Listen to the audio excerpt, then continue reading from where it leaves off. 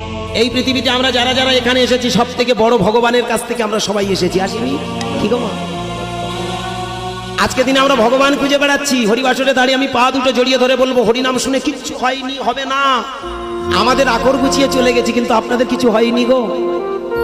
আমার কথাটা একটু বোঝার চেষ্টা করবেন। আমরা ভগবান খুঁজে বেড়াচ্ছি, কিন্তু দেখবেন ভগবান কাছেই পড়ে আছে বাবা মা।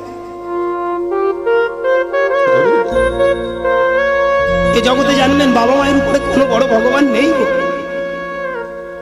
আমার নিমাই প্রথমে শেখালো আমার হরিনামে কি আছে জানো? উপরে উঠতে শেখায়, জানতে শেখায়, বুঝতে শেখায়। প্রথমেই দেখো না তোমার উপরে তোমার ভগবান আছে, তোমার বাবা।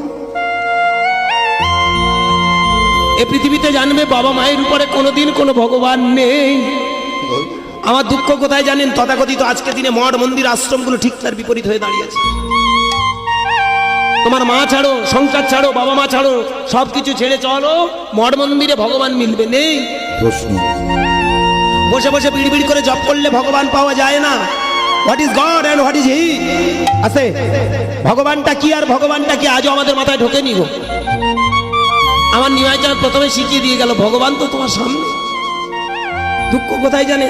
চারিদিকে এত হরিনাম হচ্ছে, কীর্তন হচ্ছে, এত মঠ মন্দির আশ্রম, প্রত্যেকটা ঘরের বাবা মা কাঁদছে। যে মা 10 মাস 10 দিন ধরে গর্ভে ধারণ করলো, আমরা এত হরিনাম করলাম, এত ভাগবত পাঠ করলাম, এত শাস্ত্র পড়লাম, এত গৌর গৌর করে চিৎকার করছি, এত কৃষ্ণ বলে কাঁদছি, ঘরের কৃষ্ণ ঘরের রাধাটুকু ভালোবাসতে পারি।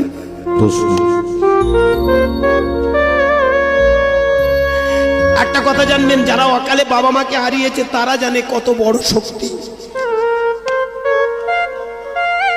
যারা বাবা মার উপরে কোনো ভগবান খোঁজেনি না, তারাই পেয়ে গেছে আসল ভগবান।